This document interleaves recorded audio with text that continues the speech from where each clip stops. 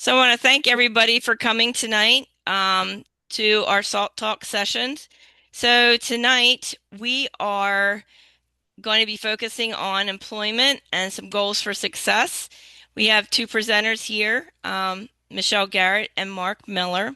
They have Michelle's from the Montgomery County Board of Developmental Disabilities, and Mark Miller is a community employment advocate. I've known both of these individuals for a long time, but they're going to be diving into employment and just how to make that process successful. So for those who don't know who I am, I forgot to introduce myself. My name is Patty Schramm. I'm the Parent Resource Trainer Coordinator for the SALT Talks. Um, if you have any questions, you can feel free to put them in the chat box. But once we're done with the presentation, we will be closing the recording so we can have an open discussion. So you can write your questions down, put them in the chat box, but we'll address them as soon as the presentation's over. And I'm going to turn it over to Mark or Michelle, whoever's opening it up. And just let me know when you need the slides changed. Okay, I think I have the first couple of slides, I believe, Michelle. I can't see them on the side, but welcome everybody. And we're glad everybody can make it. We have a nice group here. And I just wanted to kind of say, if you do have questions throughout, I think we'll have the gift of time to be able to stop and answer questions along the way. So anything comes up, put something in the chat box, and myself or Michelle will be able to address any of the questions you have.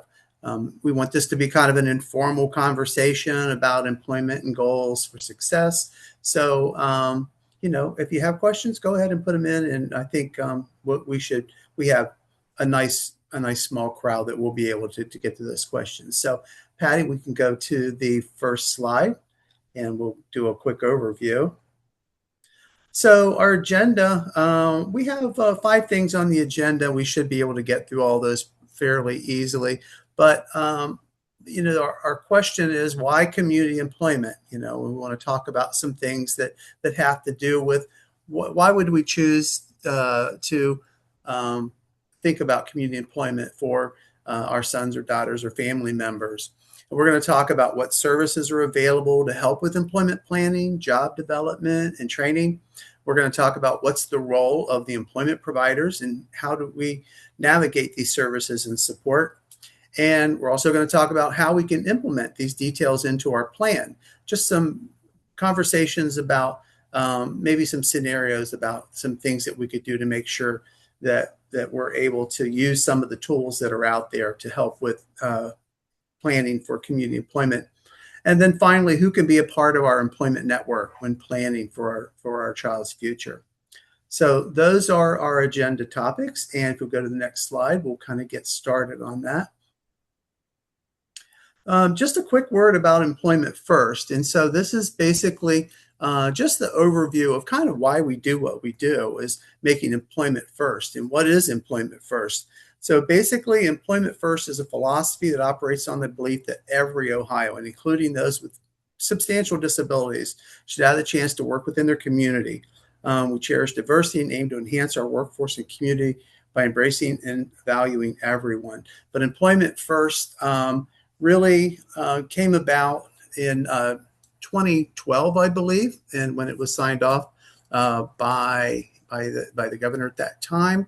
And when we talk about employment first, we're talking about making employment the first option versus either sitting home or going into some other type of programming. But we want to try to make employment a first option for people. So that's what employment first is basically about in a nutshell. So we'll go on to the next slide. So first things first, why work in the community? Working just isn't about making a paycheck. For some people it might be, but I think there are some other things as we think about employment for our sons and daughters. And so some of the things that we think about when we talk about working in the community is just that sense of belonging and being part of something bigger than ourselves and contributing, having more independence, and having a sense of control, having more control. Of course, earning more money and earning your own money. making a positive contribution to just to society in general and being part of that community and that society. The ability to be able to meet new people, and that's a big thing. So in the job, you're able to meet new people, you're able to increase your social skills, you have a purpose, and be able to develop new relationships on the job and discover and learn new skills. This is a big thing. People may have, when they're coming out of school, may have some skills that they've learned while in school. But once they get out and start working in the community, you would just be shocked at how many more things that people were able to learn. And coming home and talking about those new things that they've learned, it really is very exciting. I know when I've talked with parents over the years, that's always been something that they've been very surprised at some of the things that their sons or daughters have come home and said, "Hey, guess what I learned today?" And I think that just that personal and professional growth really is something that is part of the why, why work in the community. And then finally, a sense of identity and pride. And I think that confidence that comes along with having that identity and that pride. So those are just a few of the things other than earning a paycheck, which again, that's a biggie. But there are so many other reasons why working in the community. We'll expand a little bit on some of these in the next slide. So if we want to go to the next slide. So discover and learn new skills. And what I have been able to see over the years and people that I've worked with over the years is that people with developmental disabilities and intellectual disabilities can and do learn new skills when they're presented with these opportunities and the right support. And so a lot of times what we might hear some parents or siblings or other family members say was he or she may not have these types of skills to be able to do this job or to do that job. But what we found that if you have the right opportunity, the right fit, right, the right job fit, and the right support, and we're going to talk about what that might look like, some of the right support, some of the tools to help make that work, people really can work and people can learn new skills. And it just might take a little longer for some people, but with the right supports and with the right opportunities, people definitely can learn new skills and move forward professionally and personally. And parents and caregivers are often surprised with the many tasks that individuals have been able to learn and carry out. I had a parent that told me one time we were having a meeting, and this parent was a little frustrated actually with kind of our organization because she felt that we really weren't really giving giving enough focus on helping her son be able to learn new tasks and be able to stay on the job. And so what we were finding was that the job coaches were just not setting the bar very high for this individual. And her goal and his goal, her son's goal, was to work full time. They wanted him to be able to work full time. And because of his performance or not great performance at that time, he wasn't able to get into that situation to be able to work full time.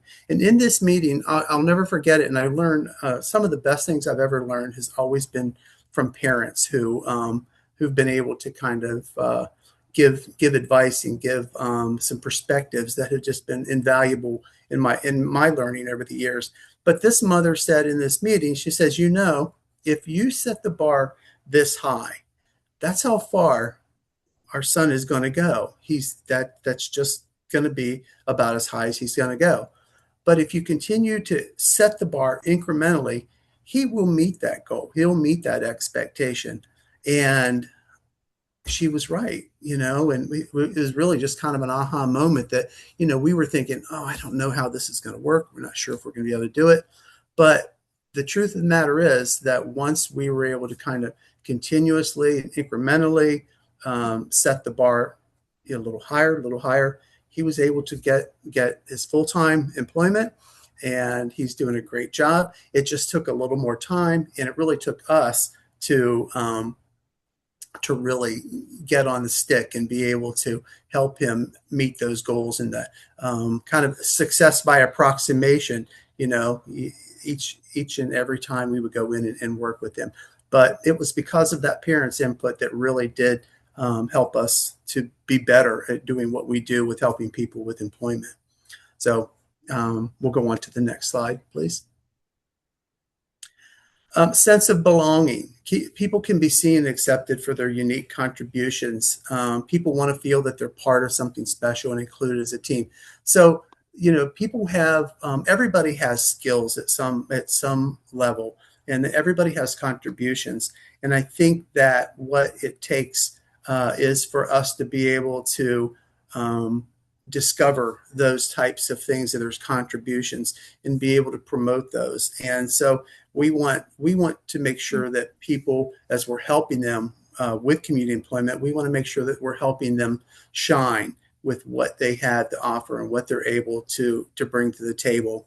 And then for people who want to feel part of something special, employment does that for people. They're part of a working team. They all operate under similar goals that they may have, and so just sharing those goals and sharing those expectations and being part of that team really does help people have that sense of belonging. And we'll go on to the next slide. Sense of identity and pride. I know that one of the first things that when we meet somebody, a lot of times the first question is, where do you work? And then the next question might be, tell me about your job. And so we call that the puff factor. So people, I've seen over the years where people, when somebody asks them about their job, their chest comes out a little bit more. They puff up a little bit more because they're proud to be able to talk about their job, where they work, what they do. And, for a lot of people, that really is a good conversation starter. And a lot of times that conversation can lead to, well, tell me a little bit more. Tell me about yourself. And then the interchange between people and that those social opportunities to be able to talk about what you do. And that really does enhance that identity and that sense of identity and pride. So just being able to say, where do you work, and tell me about your job, just has a whole lot of pluses and positives about it. So I'm looking over. I'm going to take a second here and just look at some of the chat because I see some things coming up. Working in community is mostly about meeting new people. Yes, that's what I love the best to help people. And it's social skills and being social to people and family members of people. And that's how we should. And that's how the world should be working. It's about health and exercise. It makes you feel better. But wherever you work, place your heart and Father takes you to. So it's a little small on my screen there, but yes, indeed, it is about meeting new people, and that's really a great thing, is to be able to develop those relationships, and meeting those new people is a way to do that. So thank you for your input on that. Let's see if there's any more there. Let me scroll down. Nope, I think we're good. All right. We'll go on to the next slide. And this one's Michelle. Yes. So we're going to talk about who can be on your employment team. So of course, the student or individual should be on the team. They're their best advocate. They know themselves. They know what they want, what they like, what they don't like. Staff, you might have HPC staff, a payee, NMT driver, anyone who is on staff and knows the person, maybe somebody, if they're going to the day programming, somebody from the day program. Educators, teachers and transition staff are wonderful people to have on your team, especially during the school years. Opportunities for Ohioans with disabilities, which we call OOD. You will want your vocational rehabilitation counselor on your team because they're going to help to develop that plan to help find employment. And then someone from Developmental Disability Services, your Service and Support Administrator, your Employment Navigator, the transition service and support administrator. These are all good people to have on your team. Family, mom, dad, brother, sister, grandparents, aunts, uncles, anyone you feel comfortable with in your family that would know a lot about you and your likes and dislikes. Friends, maybe you have a best friend that you want to sit on your team or a mentor. And then anyone else that knows or cares for you. Next slide, please, Patty.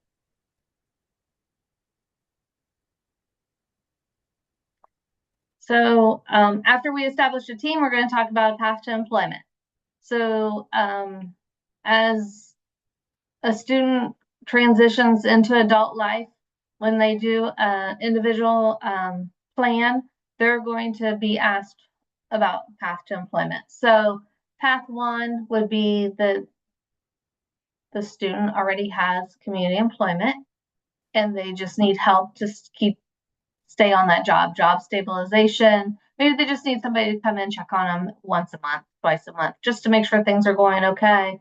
Talk to the manager, see if there's anything we need to work on, or they want a career advancement. They want to change jobs, or they want to move up with the employer that they're already at. Path two would be somebody wants to work, but they're not currently employed and they need support to obtain employment. So this is when a referral to Opportunities for Ohioans with Disabilities would be made.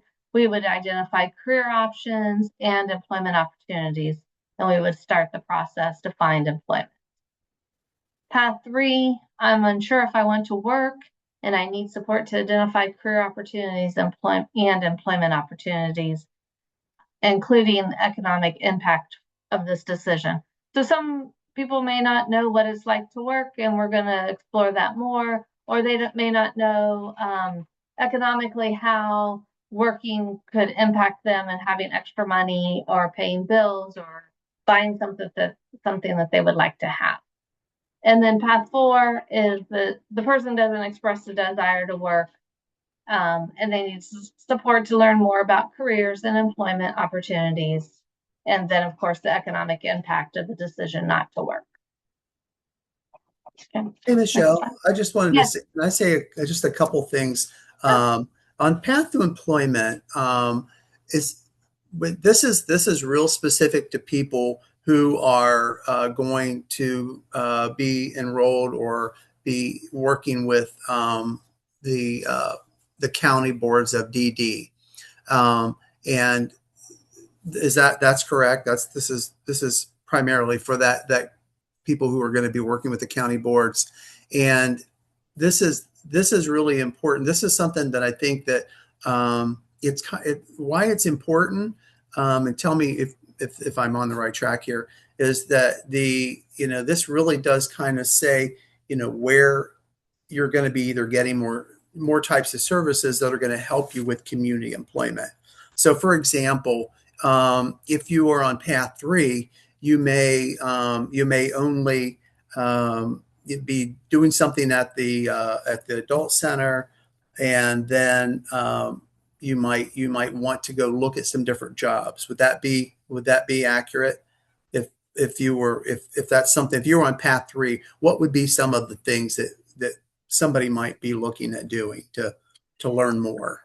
We could do career discovery. If they're at a work center, they could be maybe going out in the community, doing some volunteer work, looking at other job sites that they may want to work out. Anything that they may be interested in, I would hope that they would be able to get out and look at those options. Okay, great. Thank you. I just wanted to kind of go flush through a couple of them who would be doing that and what might be some of the things. So thank you.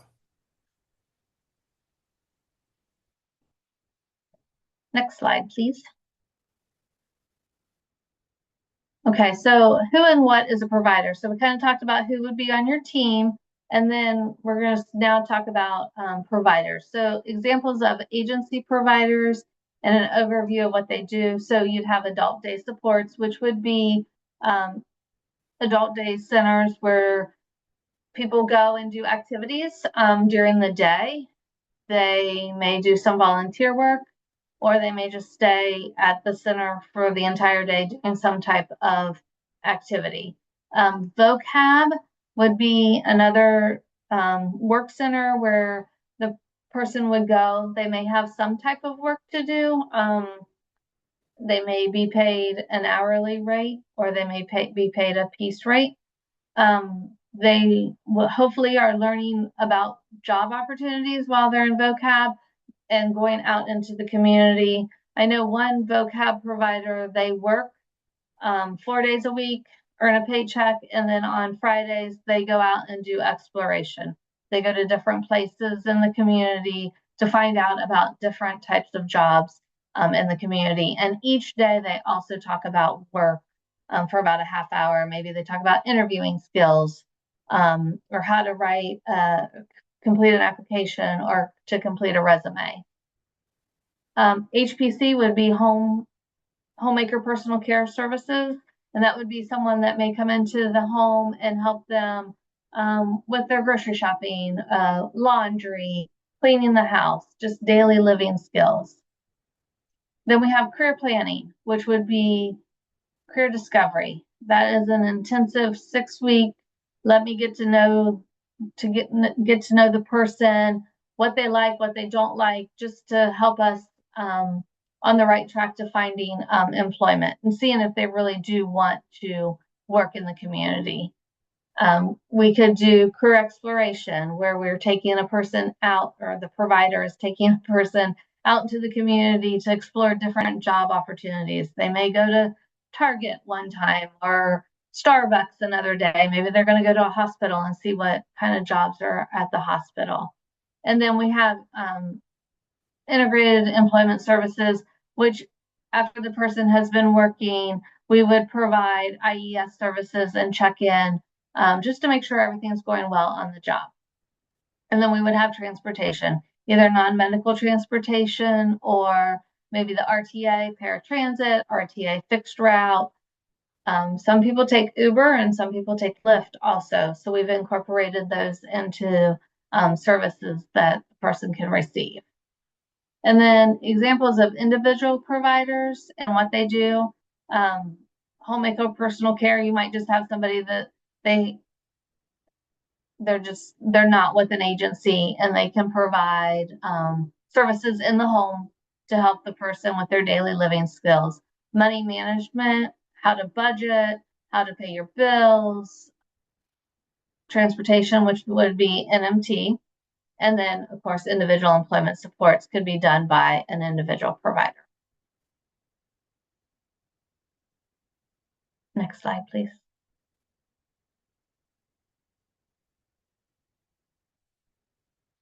Okay, I think we are both going to work on this one. This one is basically a breakdown of all of the different things, the services that are available to help people identify, to get, and to learn and keep a job. And so I know that Michelle just went over some of the things that providers do.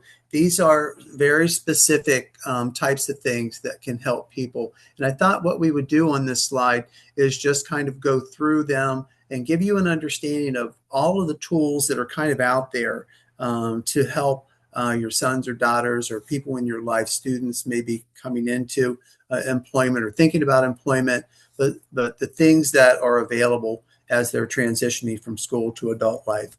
So if we can, I can start off, Michelle, to do the top row, and then is that okay? So we'll talk a little bit about career exploration. So career exploration, I know Michelle's kind of touched on these things, but we'll kind of drill down just a little bit on career exploration. Can be a couple of different things. And basically it's about learning about what's out there, learning what would be interesting. Some real specific things that we do under career exploration is job shadowing. So job shadowing would be where a staff person would go out with you to a job site, and you would actually get to watch somebody doing the job and be able to tour and be able to possibly spend some time just learning about a job. Another thing might be an informational interview.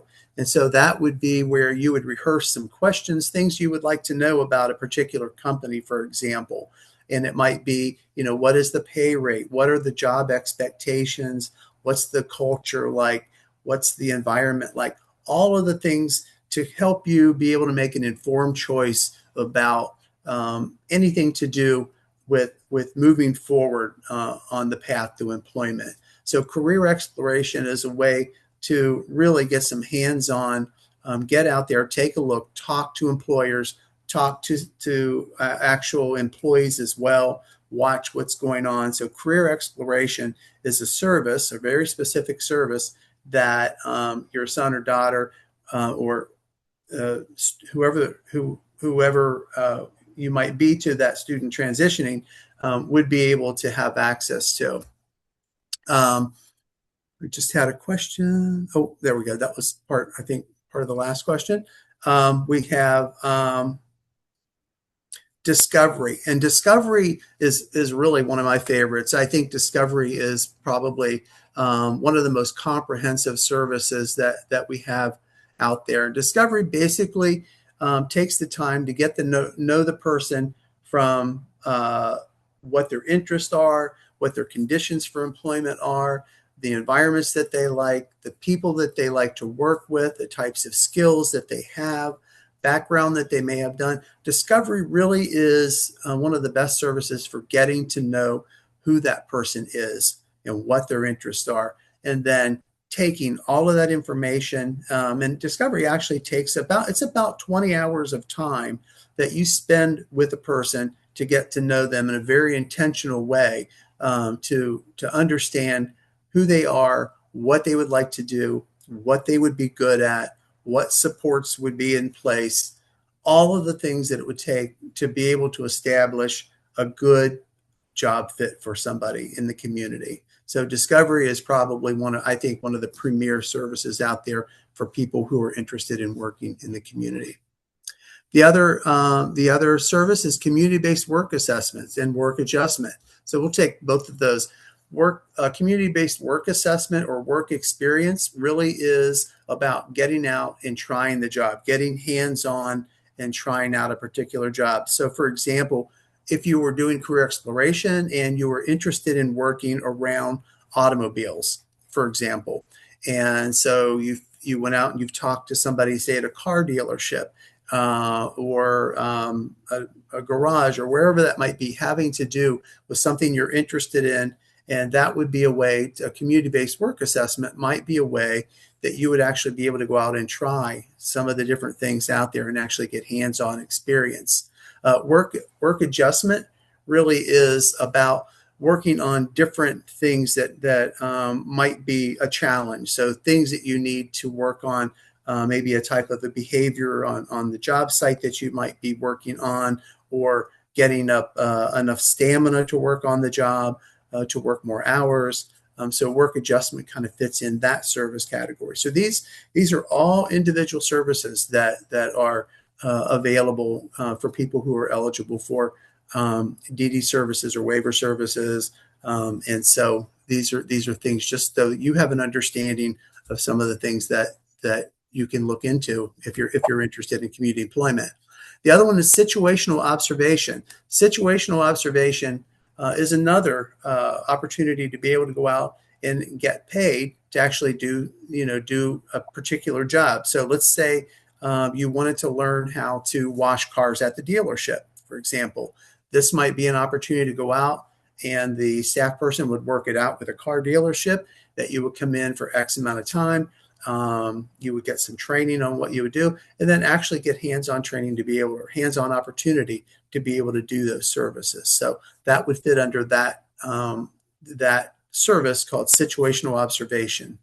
So I'm going to hand it off to Michelle to talk about some of the other ones, and we'll go from there.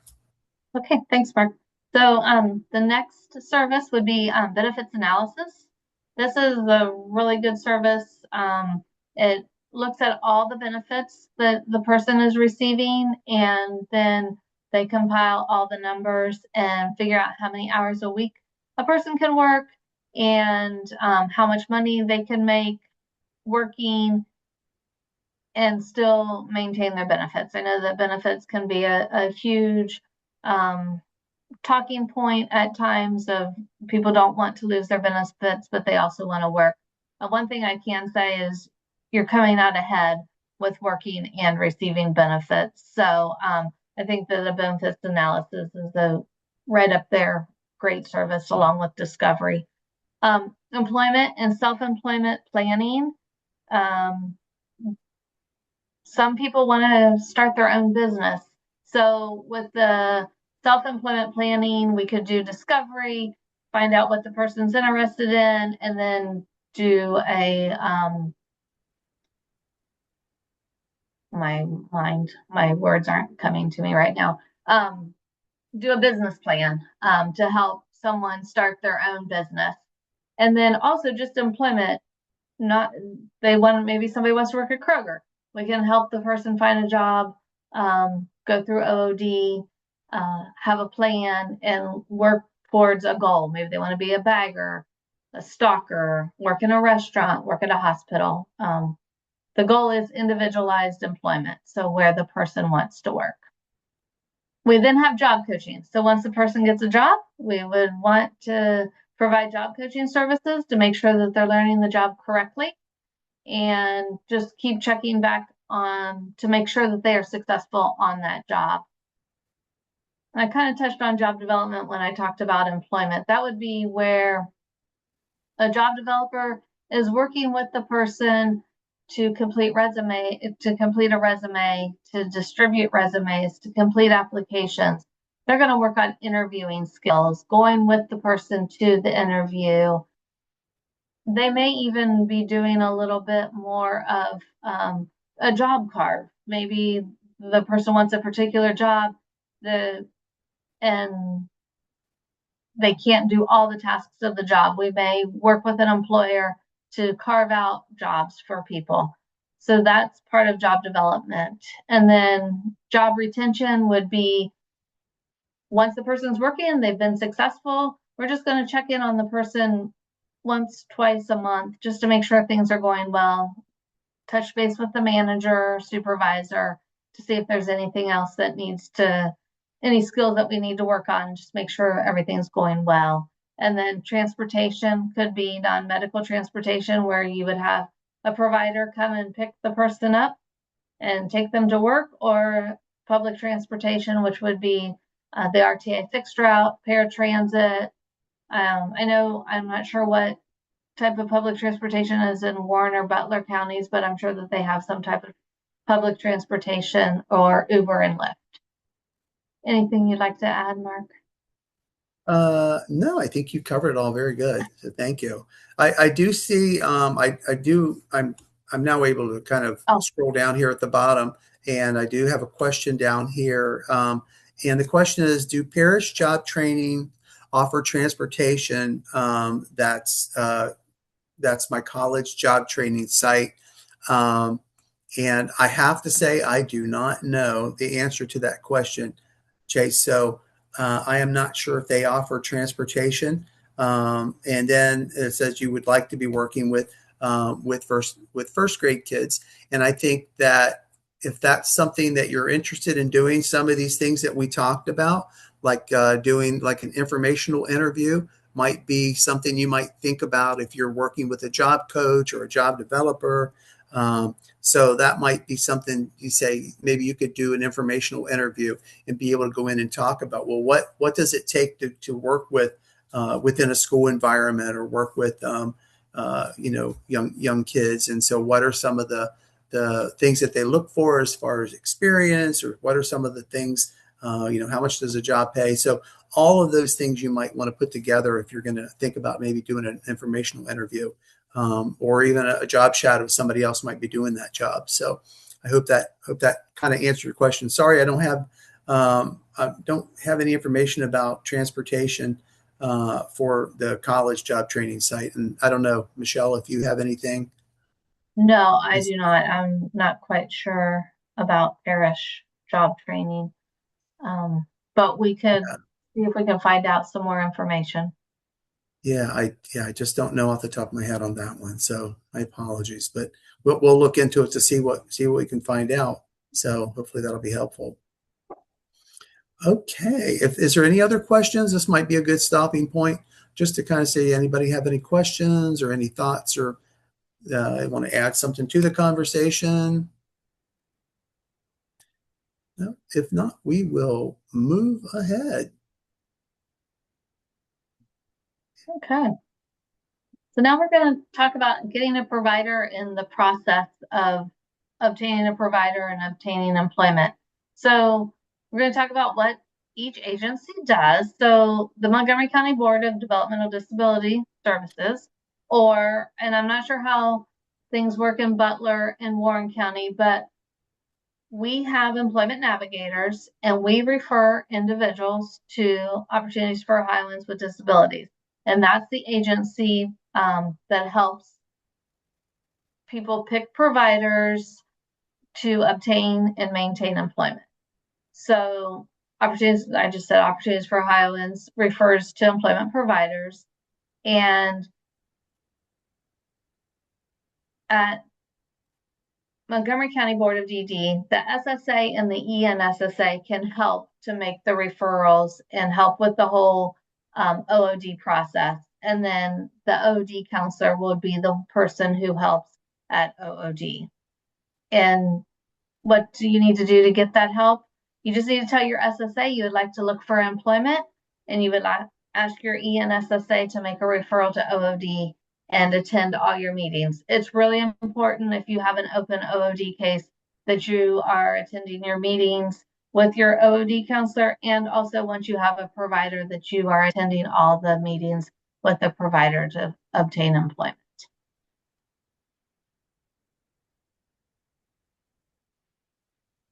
Next slide, please. Pre-ETS. So for students who are in high school, OOD has what's called pre-employment transition services, and there are 4 areas that they focus on. Job exploration counseling. So this focuses on completing interest inventories, registering on Ohio Means Jobs, finding out what the person is interested, what type of job they're interested in, what type of skills they have, hobbies, anything that they're interested in to help them find employment. And then counseling on post-secondary opportunities. So this focuses on school after high school. It focuses on completing the FAFSA, what you need to do to complete the FAFSA. How do you apply for colleges? How do you find colleges that you're interested in? Which college has the track or that you would like to go through? Like if you want to go into education, which colleges would you go to for education to be a teacher? They also talk about career technical schools. What if you wanted to learn a trade? So that's something that is discussed in post-secondary opportunities. Another curriculum is instruction and self-advocacy.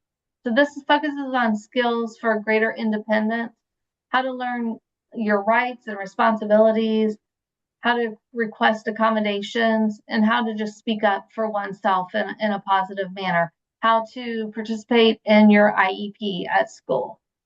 And then work-based learning. This focuses on appropriate worksite behaviors, participate in worksite tours. We do informational interviews, job shadowing, anything to learn about a job that the person might be interested in. And then pre-ETS also has a summer youth program, and that focuses on job exploration, counseling, and this is a group-based service. So this would be something that you would want to talk to your OOD counselor around this time of year if you would want to do a summer work program to get involved in, so they have you on a list, because there's only a few providers who do summer work, but it's a great opportunity to learn some job skills. It may not be the job that you like or that you want, but you would learn how to be on time, different skills, different work tasks either at a restaurant. They may do stocking. I know sometimes Goodwill has summer youth programs there, so you'd be stocking, hanging clothes, maybe running a cash register, learning to work with people in the community. And that is any questions. I'm free at.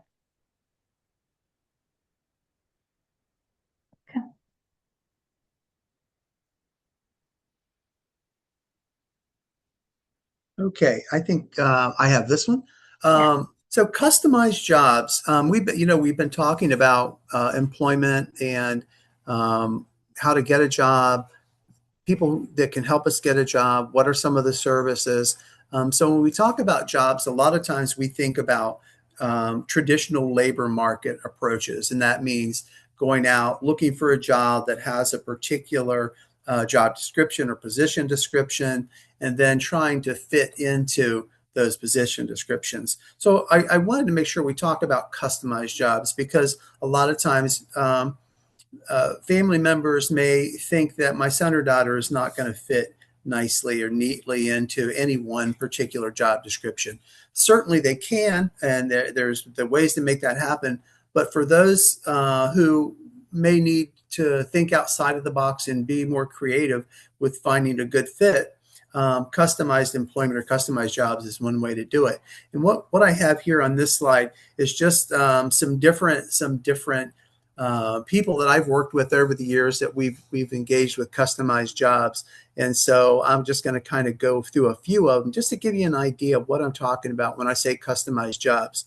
It was a young man that I had was working with years ago, and this young man absolutely loves Christmas, absolutely loved Halloween, absolutely loved Valentine's Day. So there was just these certain holidays.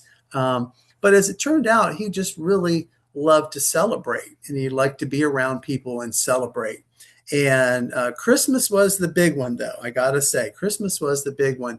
And so we're trying to think, well, what kind of things might somebody be involved with? What's already going on out there where somebody, could be part of the Christmas festivities and it being a job? Well, one of the things that and again, we just trying some different things. And so this young man was able to get a job with the Salvation Army as a bell ringer. And absolutely loved it. He really enjoyed kind of wearing the Santa hat, ringing the bell, and getting to interact with the people who were dropping money in the kettle. And so that would be an example of a customized job. While he didn't handle the money as far as counting the money, so he didn't do all 100% of the job. But remember we talked about with the right supports, and he had somebody with him for a long time. So he's able to do that with the right supports. He was able to do that job and just had a great time. It was a great experience. He learned a lot. He got to work around the environment that he enjoyed, the festivities, all the things associated with some of the things he liked. Another thing he was able to do was work in a soup kitchen and be able to support people who were coming into the soup kitchen. And there were various things he did there. There a couple of other people that I've worked with over the years was a job at La Rosa's. And both people that I've worked with there were had used a power wheelchair pretty much to do everything. And on there they had a tray. And so we were able to carve out a job for the one young man at La Rosa's to where his job was going around to all of the tables and he was filling up the salt and pepper shakers, the peppers, the Parmesan, everything that was on that table and making sure that everything was perfect. There was other jobs that he did as well using using the tray on his cart. So it was kind of like his truck to move things around. He was able to use with his cart. And he was also a great ambassador. People love to see him. They look forward to seeing him. So, there's a lot of things to be said for, okay, you have to get this task, this task, this task, but there's also a lot to be said for the environment that you create and the people and the customer service and all of those other things that come along with what you might be doing as you're doing the tasks along the way. And so this young man actually worked at La Rosa's for about I believe about 15 years. I believe it was, and he worked 5 days a week, and he had support, and that was his work family. So when we think about somebody who has a high impact of disability, whether it be physical or intellectual or developmental or whatever it might be, um, there is a place for everyone. And so it's just a matter of figuring out what that is and how you can make it work. So customized employment is certainly a way that you can look into and not really be looking at trying to meet these expectations from a job description. Let's see. I'll do one more. I just love the customized employment ones. Okay, mobility services. We were thinking about this. This one young man wanted to repair scooters, mobility scooters, and that was something that he had some skills doing, quite a bit of skills doing. But there really wasn't a whole lot of those types of shops and those types of businesses anywhere around where he lived. So we were doing a customized employment project at the time. And so he was actually able to start his own business, and he was able to get somebody to allow him some space, share space within his shop. And he set up his own business in a mobility services. And so he was able to purchase tools, do a grant. There was just so many things. He set up his business, and it turned out that he actually would get some carts in. People say, "Hey, I'm going to donate this to you. It's kind of pooped out on me. So if you can get it working, great." Well, he would get it working, and then when he got it working, he sold it for anywhere between $100 to $1,000, and so he made quite a bit of money just going in and rehabbing some of these old mobility scooters and then selling them. And then, of course, he was able to do small repairs. People would bring them in. So when you think about employment, it's not just about going out to a labor market approach. You can use customized employment. You can be your own boss. You can be self-employed, or you can figure out how to do a type of business within a business, or carve out different tasks that an employer needs to have done and they're willing to pay to have done, and that's something that you're good at. And so when you make those two matches together, it can turn out to be a good thing for both the employer and the employee. So that's just a little bit about customized jobs. We do have a slide coming up fairly soon just to kind of talk a little bit about self-employment and customized jobs. Let me see here. We have, I'm just looking. I don't see any specific questions to this, but anyway, we will go on to the next slide. So I'm not sure which one. Oh, that is our, okay. This is our one video for the presentation. And this is called Stephen's Workshop. And this highlights Stephen Weber and his family. And this goes to talk a little bit of this goes towards talking about the customized employment and self-employment, and what it kind of takes to be able to make that happen. So Patty, if you want to roll that video, Sure, I one think that second. you'll enjoy this. I'll stop share the presentation and pull it over. 1 second.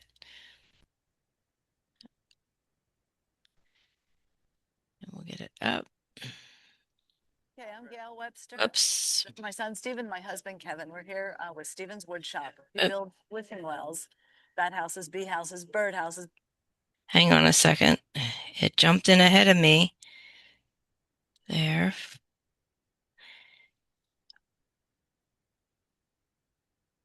Okay. Was this one?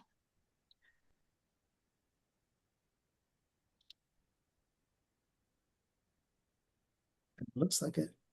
Webster, and this is my son Stephen, my husband Kevin. We're here with Stephen's Wood Shop. He builds wishing wells, bat houses, bee houses, bird feeders.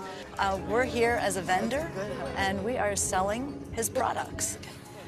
We always wanted Stephen to have a job in the community where he was doing something that he loved. His diagnosis is that part of his brain is missing. A large chunk of his brain is missing. And because there's a void there, the ventricle expands and touches on the nerve endings, and that causes seizures. And the lack of brain also is why there's mental retardation and why there's verbal apraxia. It's not a particular condition. It's, you know, we didn't know about it till he was 4 months old when he had his first seizures. It was just a big surprise to us that he wasn't, you know, the perfect, normal, healthy baby that we thought we started with those first 4 months.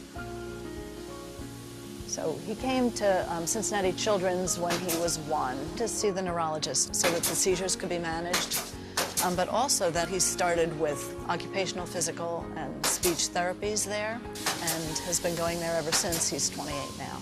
When Stephen was a baby, he loved to hammer toys. So then when he outgrew those little hammer toys, my husband came up with the idea of bringing in a big log and buying Stephen a box of nails and just let him hammer until the whole log was full of nails. We'd burn the log and recycle the nails, and the process would continue. I know you just wanted a couple of adjectives, but it's just hard. It's hard for me to just limit it to just a couple of words because Stephen's much more than that, you know. He's just very involved, you know, with people who want to be involved with him.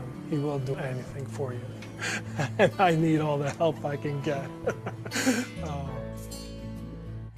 He's 28, so it must have been about 14 years ago. He was a freshman in my class, and the wood shop was next door to our classroom, and we started working on projects.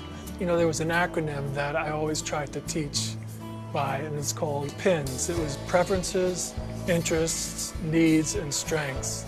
So when you look at Stephen, the things he's doing meets all those criteria. And seeing what his parents and all the people previous to me have done, they're doing that, and that's why he's so successful. What he really loves is operating his digger. He has a backhoe at home and a big pile of dirt. It's the only thing in his life he has ever asked for. His siblings got to go to college. Stephen got a digger. And, you know, like with the hammering, you never knew where that was going to end up, that it actually become a business. With his digger, who knows where that might also lead him. Green, one of our blessings is that he's maybe not high enough functioning to understand that he's different. Or maybe it's just that he's never been taught to believe that he's a whole lot different. Sure. Truck, yeah, there's a truck, I know it. Because Stephen is basically nonverbal, he can only really make the first consonant sounds of words. No. Yellow?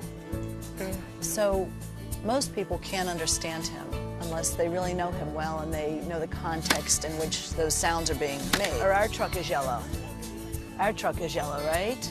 So we've come up with a photo book, which works really well for Stephen. We take pictures of just about everything that he does, and then on the computer we print them out on a page, and I put words with it so people looking at a glance can see who was in the picture, who he might be talking about, and where he was and what he was doing and when it was. Things are going well for us, and things can go well for other families too. There's a lot more opportunities for people with any kind of disability. And so I want parents to know your kid doesn't have to be pigeonholed. I want them to know there's exciting things that can happen. Your child can live a really rich and fulfilling life, and they can be really happy. And so if parents can just understand by the time their son or daughter graduates, they should know what their preferences are, what their interests are, what their needs are, what their strengths are, and encourage all the professionals involved with their kids to focus on those things. I think their story can be just as successful, if not more so, than Stephen's. Don't be afraid. Don't say, oh, my child could never. Don't hold them back from doing whatever it takes to help them fulfill their potential.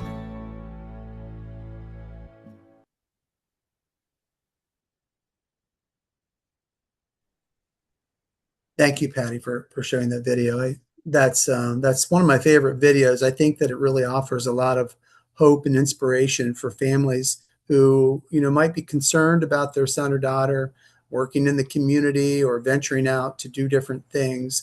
And just a comment on PINs that Mike Valdini was talking about: preferences, interests, needs, and strengths. I know that seems like a very simple lineup of words and acronym, but those are very important. And those are the things that, as you're working with adult service providers like job developers or job coaches or whoever you may encounter as your son or daughter transition from school to adult life, these are just some very important things to kind of keep an inventory. What are some of the preferences? What are the interests and needs and skills? Because those become that foundation or that baseline for what's next. Where do we go from here? Where are we at now? Where do we want to go? And what are the things in between that we need to do to reach that North Star, to get to reach that next point or that milestone in life? So PINS is just a very important acronym for families to understand and to kind of take notice of and share with the people who are in your son or daughter's life, so they can help them move along that path to employment. Okay, next slide. Michelle?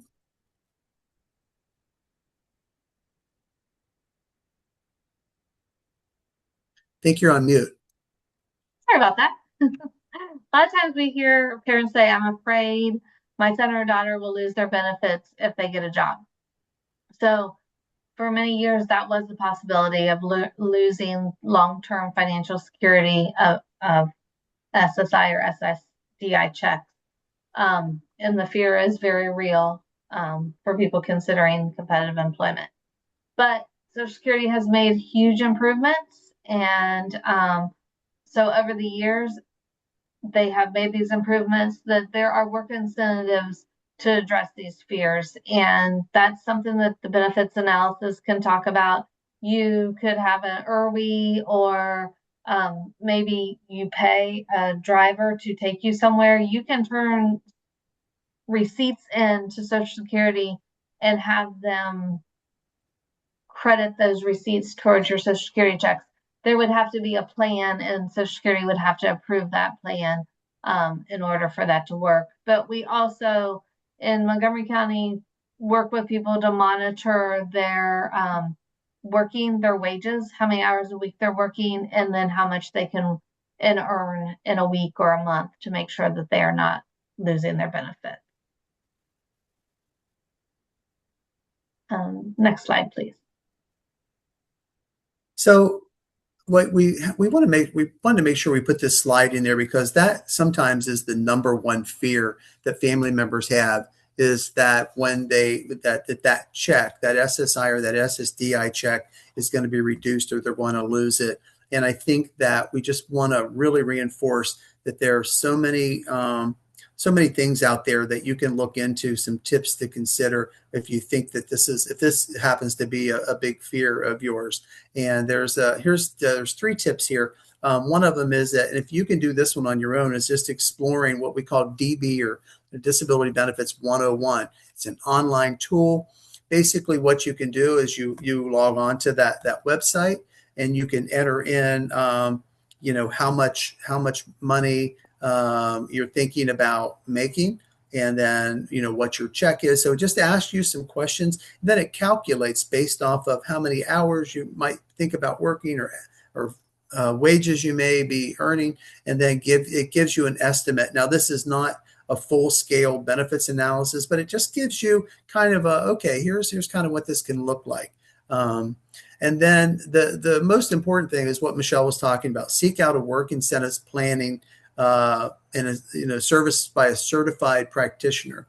They're available through Opportunities for Ohioans with Disabilities. They're also available as a career planning waiver service. So there's a lot of support out there for this service, so that you'll understand what the implications or what the impact of working could be on your check. But the bottom line is that Um, as long as you stay within certain guidelines for working, it's not just automatically you go to work and you're going to lose your check. That absolutely is not the case any longer. So by going through and getting this benefits analysis, it really gives you a concrete idea of here's what the impact is going to be on my benefits should I be working. They also take into account if there's food stamps involved or things to do with public housing, those types of things as well. They incorporate all that in this report you get back.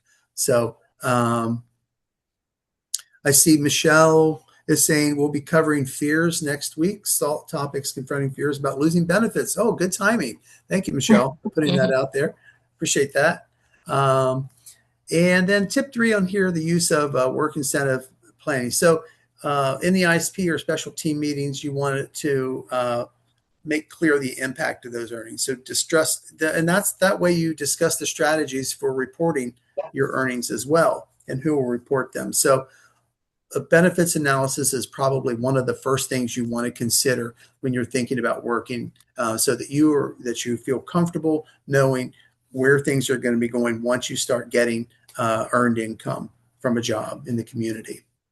So trying to think, that's all I think we really need. Does anybody have any questions about that specifically? Okay. I would encourage you to, if you can, be on next week, the SALT talks. That's a perfect segue on to understanding, benefits due to employment. Okay, next slide. This is just a summary. Michelle, you want to take a couple? I'll take a couple. Sure. So just in summary, students transitioning from school to adult life can and do work in our community with a great deal of success. And we are seeing more students go to work at the end of their, by the end, when they're ready to graduate, either already have a job or are getting a job, and they are successful. While earning a paycheck is a wonderful thing, much more can be gained through employment, such as pride, confidence, self-esteem, continued learning of work and social skills, and establishing new relationships in their community. So planning for community employment is the key. And that's kind of the things that we've been talking about this evening. Knowing what's available and who could help in the adult world to make that happen, it's a very good first step in the right direction. And I can't emphasize enough, as early on as you can start thinking about it. And if you're in this SALT session this evening, you're on the right track. And as early as you can begin learning about what's out there, what supports can be in place once you transition from school into the adult world. It's always a good thing as soon as possible to start learning about those things that are available. And always remember that this journey is part of the growing and learning process for the student and their family. And so we realize it's not two separate entities there. It's the student and the family. And so both of them, or the family and the student, are going to be going through that journey together. And so you want to try to embrace that journey and celebrate each milestone and lesson learned. And I think that, the celebration of the milestones is something that we don't talk about a whole lot. And I think that we should, because sometimes even the smallest incremental steps, that learning that new task or meeting that new friend or learning about a new employment opportunity, whatever it might be, celebrate that journey and embrace that journey and celebrate those milestones. So I think that is all we have. Do you have anything else, Michelle, to add? No, I don't. Or Patty or anybody? No? Okay. We I'm can going to go ahead. I'll stop the recording and then we can take some questions or discussions if that's okay with you guys. Yes. Okay, 1 second. Let me stop share. And I want to thank you guys for speaking tonight. Before I shut the recording, just thank you for speaking tonight. As mentioned, we will be covering all about the fears of losing benefits, the fears of getting them, all the little aspects of, not little, all the major challenges and aspects of when you get a job. We'll be covering that next week. So it's perfect timing that you mentioned that at the end.